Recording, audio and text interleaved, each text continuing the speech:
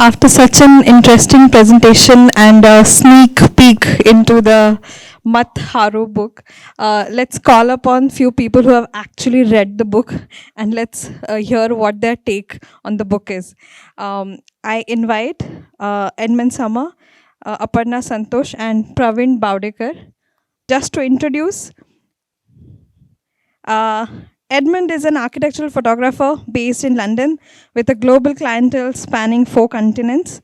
His work is recognized for its creative qualities, visualizing the formal and spatial aspirations of modern architecture, sustaining style and environment in equal measure.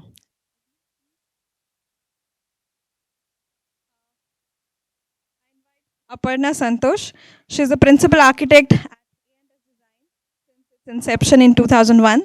She is an CEPT alumni and has worked with eminent architect and planner Charles Christopher Benninger for 5 years. And we have Praveen Bowdekar. He is an architect and urbanist. He is a principal at Third Space Architecture Studio. To moderate the discussion, I request SHABBIR UNWALA sir to join us. My shoes. So after this, hello. Yeah. After this hypnotic presentation, so there are a lot of questions and a lot of stories that we need to hear from Vagish and Gurjit and the rest of the panel. So I'll start with Aparna. So you may have a lot of stories to share from the college days because you were with Gurjit in the class. So can you share something that? She was 5 years junior to me. Oh, 5 years junior to Yeah, you. yeah.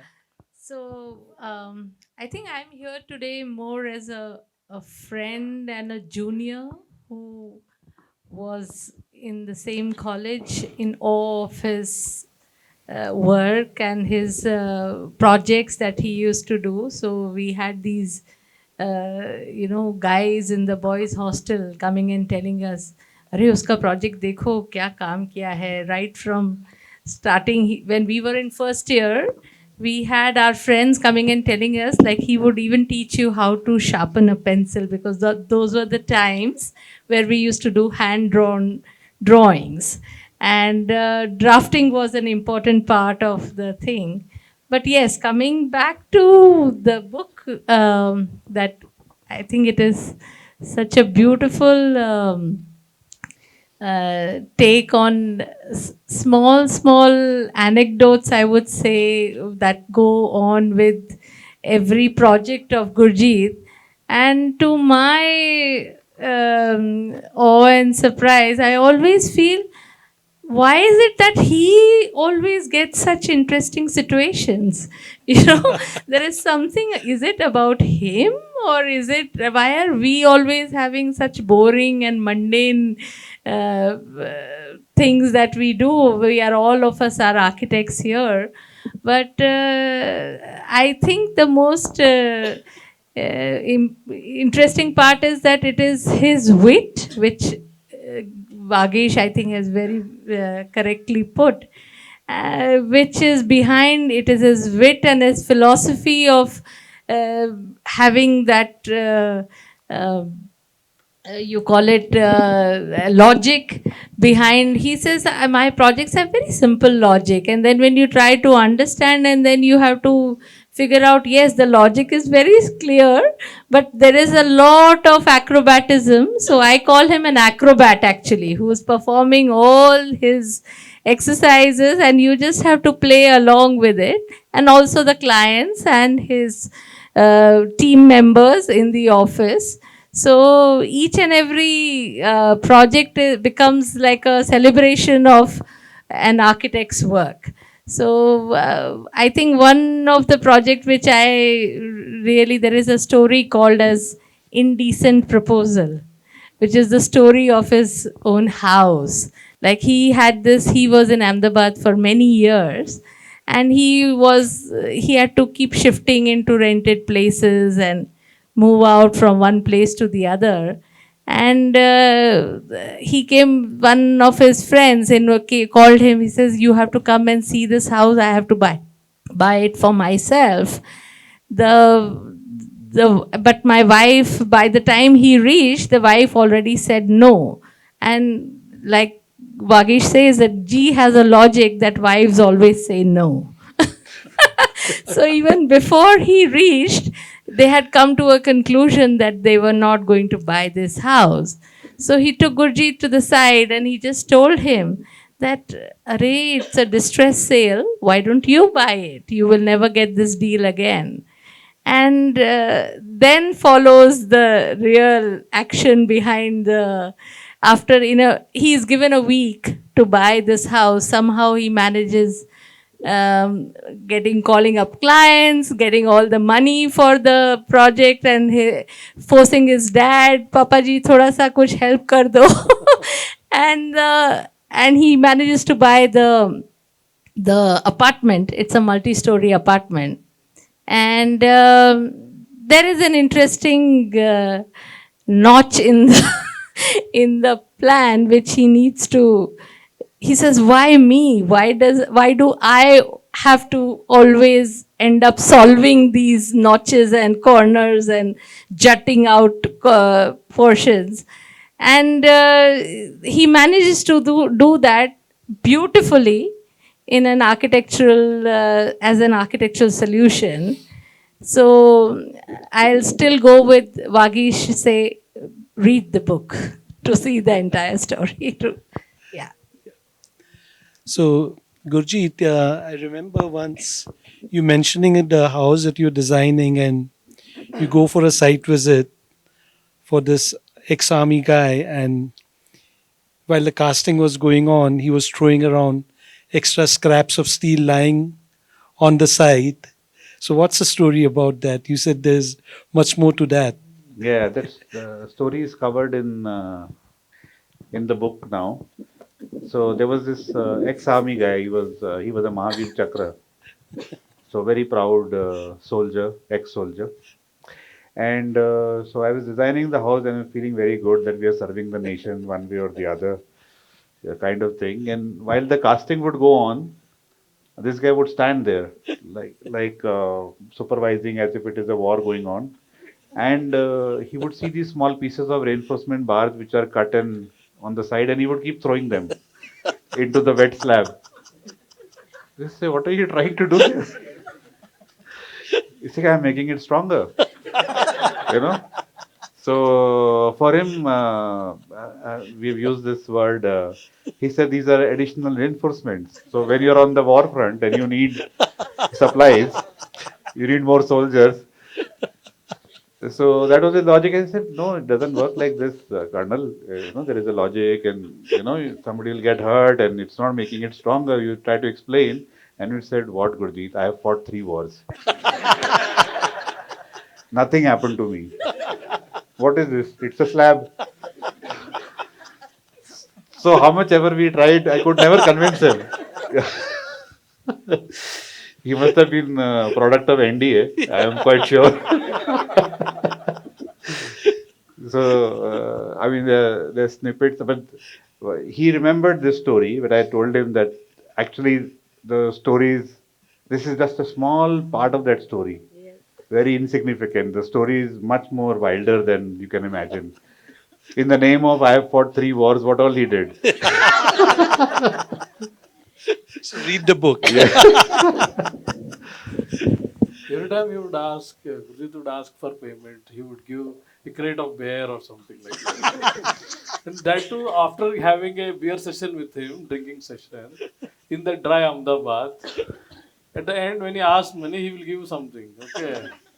And now the challenge is, Gurjit at those days was humble G with only one bullet with him. He had to balance that crate of beer with drunk head and and reach home without cops catching him. That is the challenge. Hiding and Hiding and riding. Hiding and riding and balancing. Yeah. So, Edmund, what would be your favorite story from the book since you read it? Well, actually, I haven't fully read it. I've read sort of snippets of it, but I feel the energy. It's the sort of book you just have on your shelf, and you don't really need to read it. You can just feel it. And but I am going to buy it because it's supposed to be very, very, very good. But to answer, it's very interesting. You mentioned you're asking the question about how Gurjit gets these projects or these things, and it's funny. I'm a great believer in the creative world in the role of creative serendipity. The idea that if you have your head in the right place, good things can and do happen. So many people, for example, were talking about luck or coincidence, and it happens to me all the time. So, for example, when I came to visit this wonderful thing, the name sounded very familiar. Then I realized that I was nearly going to be photographing it some weeks ago. That didn't happen, but I'm here. And in a little way, it brings me back to how I met Gurjit. We met almost 20 years ago, obviously when I was 15 and Gurjit was 20. So 18. And 18, of course. And I think really to explain a little bit about that and about how I come to be here, I've got to talk a little bit about my relationship with India. I first came to India in 1991. And I was a bit of a hippie, actually. Well, I still am, actually. I just wear a suit now to try and get away with it. But I was on the sort of, I was like looking for enlightenment, and I was convinced I'd found it. I had the Lonely Planet thing, and I was going around all the places. But really, I was just hanging out with sort of other hippies from Europe, and that was fine. Then I came back in the year 2000 on my honeymoon, and we had a lovely time. And we did the same sort of tour, but we stayed in nicer places. But what I realized on both occasions was actually, most of my relations or interactions with Indians were transactional. There were people I was meeting who were taxi people or in the hotel, and it wasn't until 2007 that I got invited over on a commission that I really began to get under the skin of India.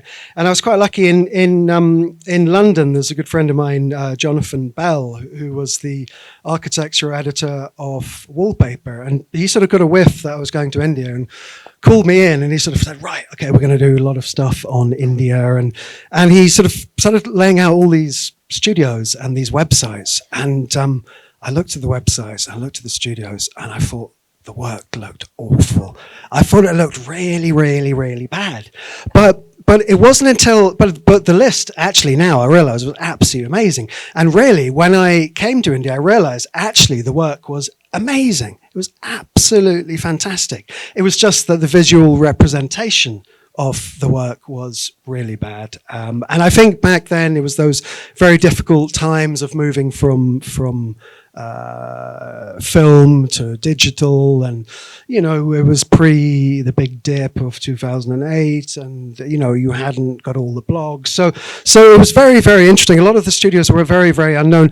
Anyway, I was one of the studios I was given to me was I had to go and meet Gurjit, and so I went to the studio, his office, and I remember I think I got the wrong doorbell because it was the Bombay Acid Factory, which I think was next door. So I was like, oh my God, where are we? Anyway, so I sort of arrived, and then there was Gurjit and the photographer, and it was like sort of high noon from a sort of like Western. We were both giving each other the look and playing very cool, and sort of like talking about what we were going to do. And then I sort of quite realized that Gurjit was a little bit more than just straight architecture, and so he was talking about this bike. So they kept on talking about his, car design studio and workshop. And I was like, wow, that's amazing.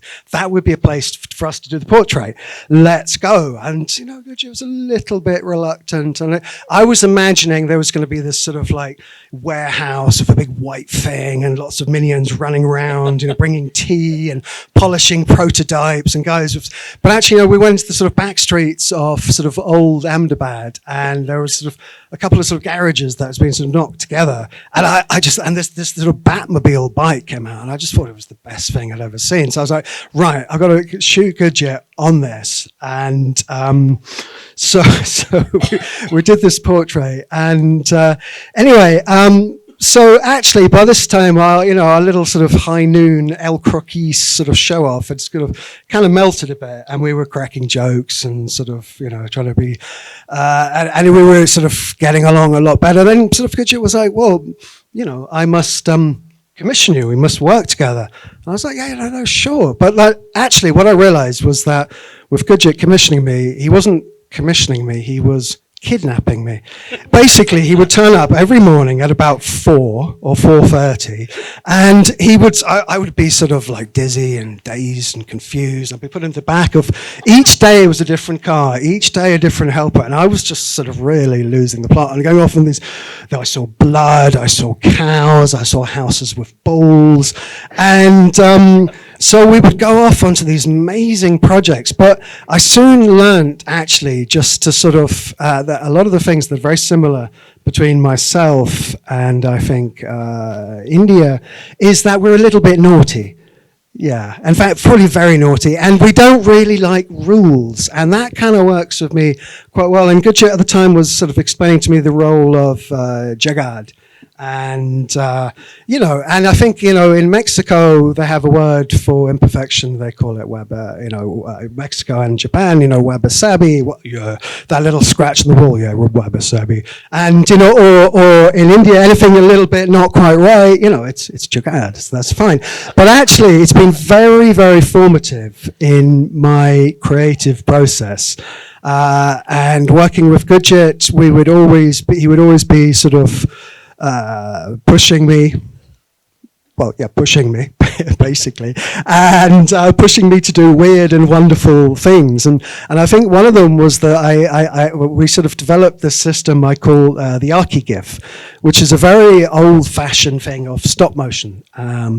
And I'd never really come across kinetic architecture, things that move, and I'd also never come across camels or elephants or Lamborghinis. But with Gurdjieff, you always learn to expect the unexpected. And we've known each other now for almost 20 years, and you're one of the very few clients that actually I consider you a client and a very, very good friend. And, by the time we're 50, which is like a good 20 years, we will have done much more formidable work. But I would recommend all of you to buy actually several copies of the book, because all the energy it emits, you want to have one in each room, because even if you're not reading it, you can just feel the optimism, you can feel the positivity, and good things will come. Yeah, positivity in the hard times. So, Praveen, you had a chance to read the book. So, what's your take on the... Of course, I had good fortune of getting this book quite early when one of Gurjit's friends, Lucio, who was there in one of the videos opening the door. So he visited us in Belgaum on his way through South India. And so I got, I think, somewhere in December or something, and I just started flipping through it. And it's an amazing book. And it's not something which you read cover to cover, but it's something which you keep coming to again and again and again. So it's like this wonderful book of stories where you go for inspiration. Maybe sometimes when you're feeling, because architecture is a very hard craft, and then you are kind of struggling with it many a times, and then you can just kind of visit that book, maybe read a story, and like you get inspired. Sometimes you just laugh out, and then you maybe correlate it to something which is happening in your own projects or must have happened with your own kind of trajectories. And so I would call it, it's not like a plate of biryani, it's more like a pickle which you keep having over time. And that's how I would kind of compare it to it. There's some wonderful stories there. I have been reading I just carry that book everywhere, and I keep like on my train rides or anywhere in the airport or something. I just read one or two stories, then I'll go back to whatever I'm doing. And so there's this story about him sleeping in Gurjit's bed during the early parts. So that it's a very read the book. But it's certainly, I mean, and I do feel that many of these architectural monographs or architects books, they take themselves too seriously, and they take, this whole like this whole process very seriously.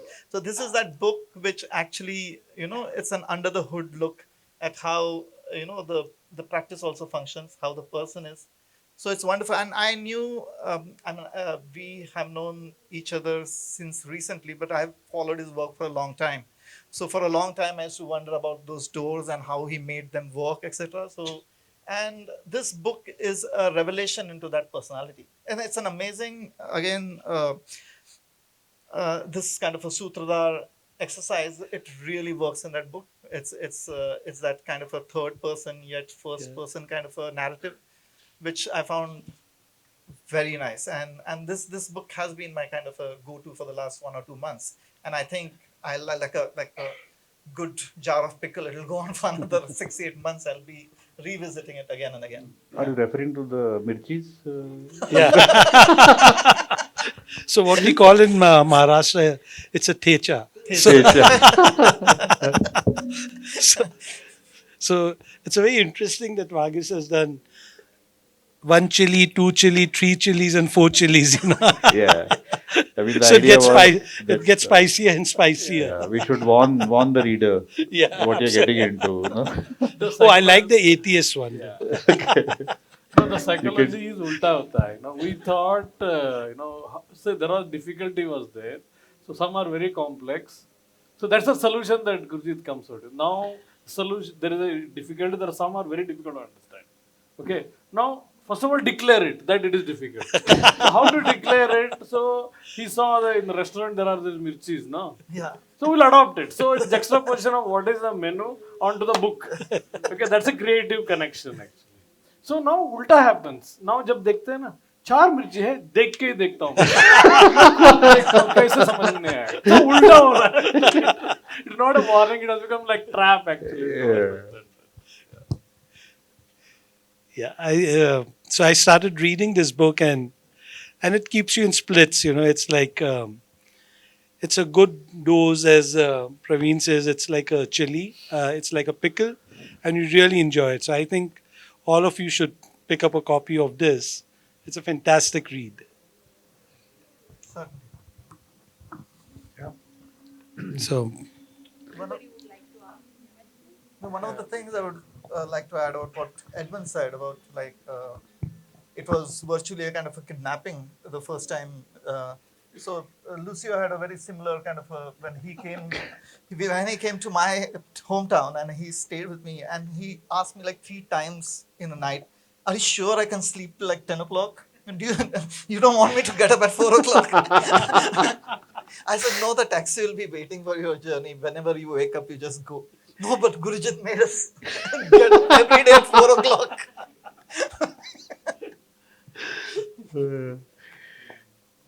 Yeah, because there are ideal times to see something. So I would take them, Lucio or whosoever visiting, that you must see it at the right time. No? And the right amount of confusion. There was a sunrise here some hours back.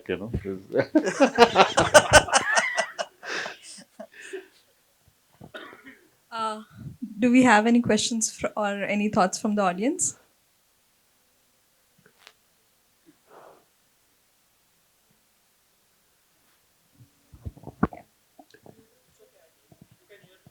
Yeah.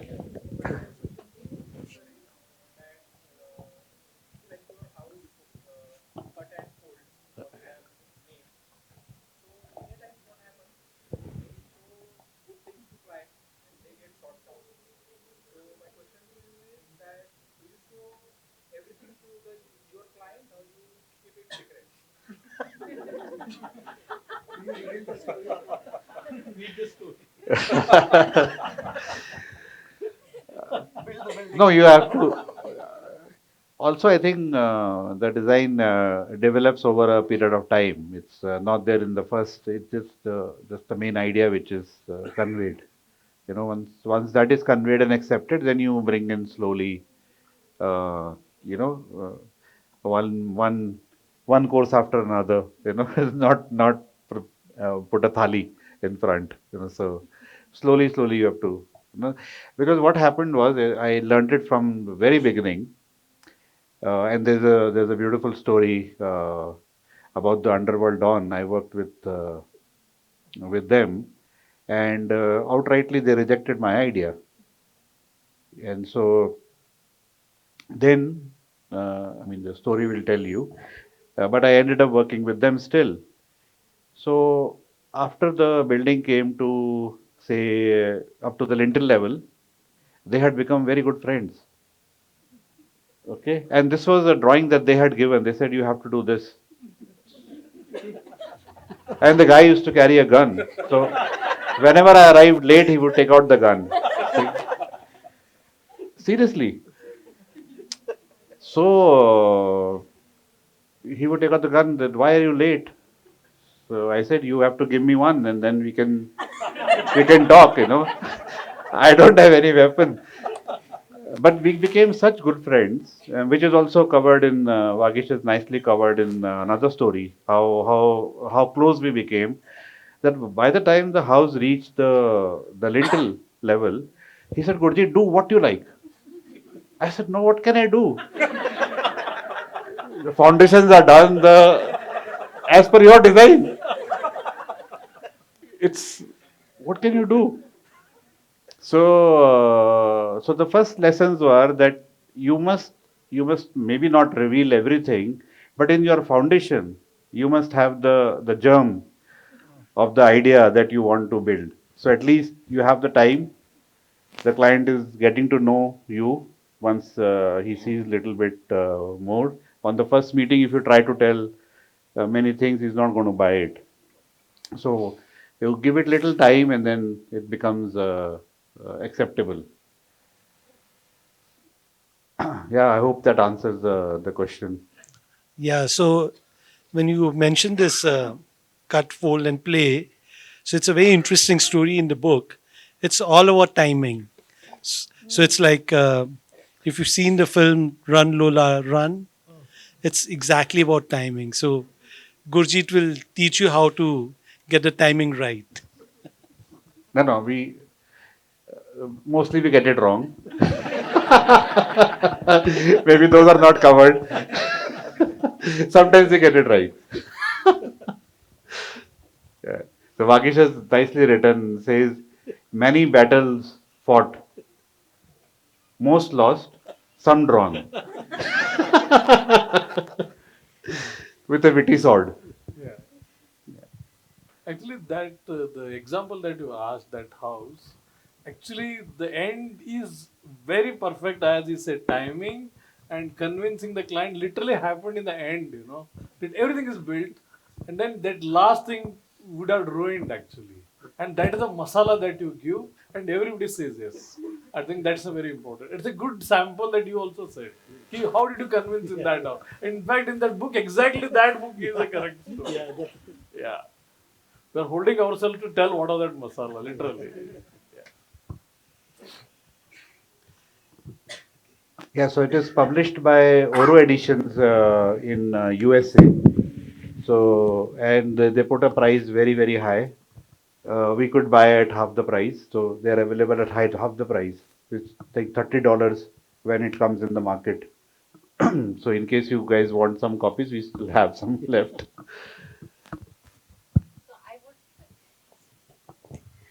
I would like to add one thing. Last, I don't know whether it's last, but not the least. There's one person which is Constant K in the book. And I think we should not forget her. Her contribution, we are talking about Komal, who's Gurjit's wife, who has taken. Boss. So I think she has seen all his acrobatics, but she is the constant K. So big round of applause for her for for taking all of his tantrums and antics that he keeps around moving with.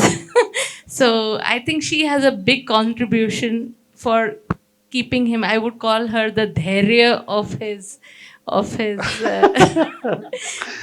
Yeah, life. everything true, absolutely.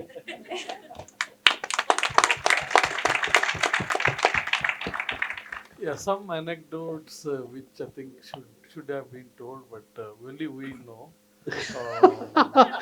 Sequel. Yeah, I know, the making of the movie kind of thing. So you might wonder, we are very bad at typing. I don't know typing, he doesn't know typing at all. So the whole texting, the whole writing was done on mobile texting actually. Yeah, we would write, he would respond, we would add and then finally some decent content is there, then it would go into the computer. Tab tak it was all on the mobile texting. That mobile texting also happened on the pot. Because ideas are churned in the night and day, in the sleep. Morning it comes, like lot of release is there. So huge, the whole book was done on toilet texting actually.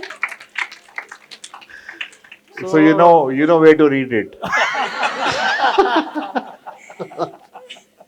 There is one very interesting coming back to the house with Gurjit, his first house.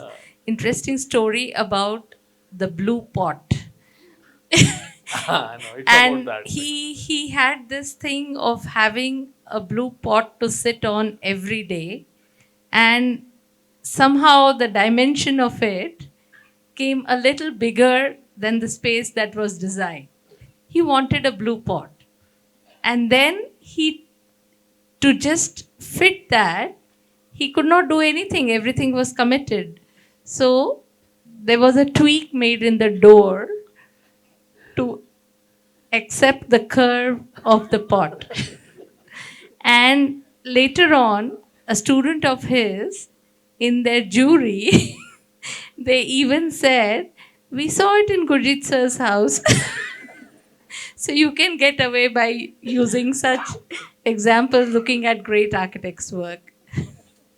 And other thing was editing completely happened because I wrote, he wrote, and then we had to insert it like small clippets, and then it comes to some sequence and something like that. And then we had to go through it to get a continuation and gaps and links like that. So that happened completely on the phone discussion. Completely. So we hardly met actually. So I think over we have met maybe twice maximum. I think. This was the pandemic time when we Pandemic were time. spending So time we like used this. to sit and discuss, and I think it was early morning. We are all free, so Gurjit also gets up early. I also gets up early. So that's when I think K must be having a difficult time. Because Gurjit is continuously laughing, writing those things, and hilariously writing. No, we had so two of us. We wouldn't agree to many things, and then we had an umpire. Third umpire we call it. That Yeah. girl Dilshad karke hai. Yeah, she's not there today, but Yeah. When we don't agree, literally Gurjit would say, "So third umpire, what will you say?"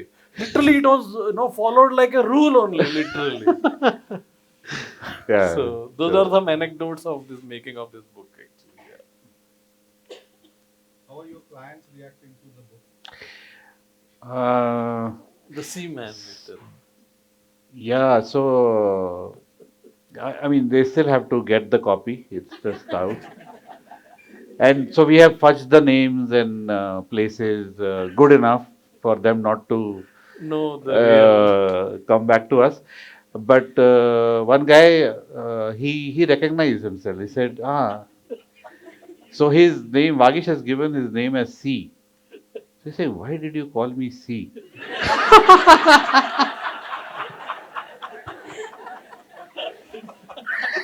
So everybody understood. Nobody wanted to say it. He also understood.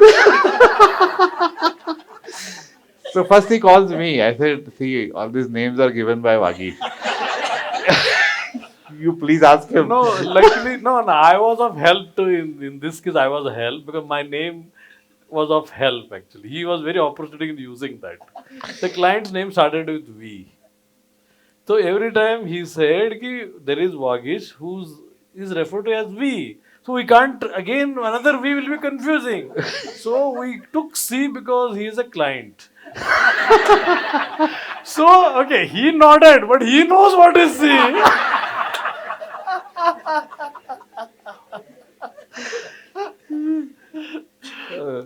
No, but positive thing about what happened, he bought many books. No? Yeah. So, no, he read all of them and he was very happy. No, his daughter is film scripting and all, Yeah. so he took many things. No, but I think the other, it covers nicely in the book when we were writing it down during the COVID time. These are stories from 20 years old, 25 years old, and it was very strange that almost the time when we were writing about somebody or they made a contact. So it was so bizarre. Yeah, And you scary just also, couldn't actually. say Yeah. it was so. And we had like no contacts for 10 years, 15 years. We had not spoken to each other, nothing. We're not doing any work for them, nothing. And suddenly there is a call.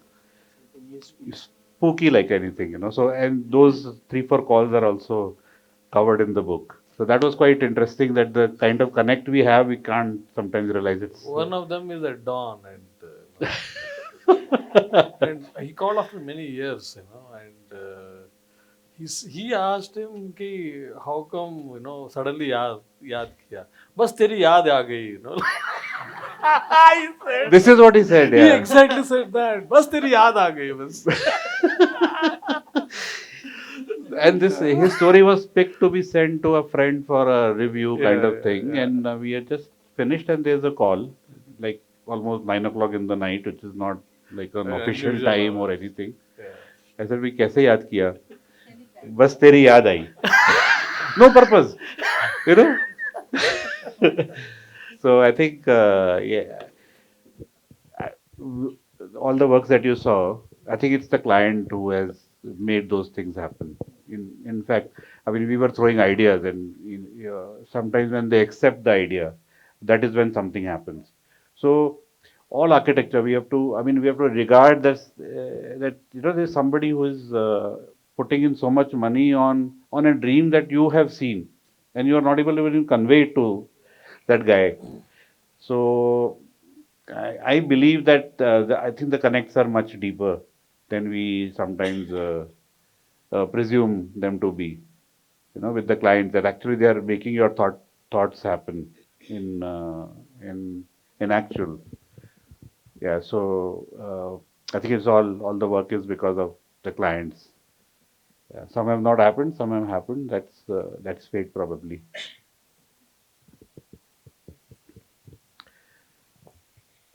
I suppose that's the wittiest banter we must have heard about a book in architecture, I should say. And to know more of such insights, I suppose, as everyone had said, read the book. So we have a few copies here for sale. So people who are interested, please, you can take benefit of it.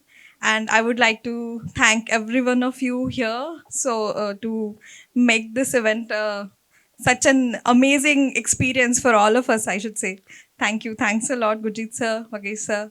Shabbir sir, thank you for moderating the chat, I would say. It's not a discussion or discussion panel. We cannot call it because it was just a happy encounter with friends, I suppose. So thank you. Thank you so much for that.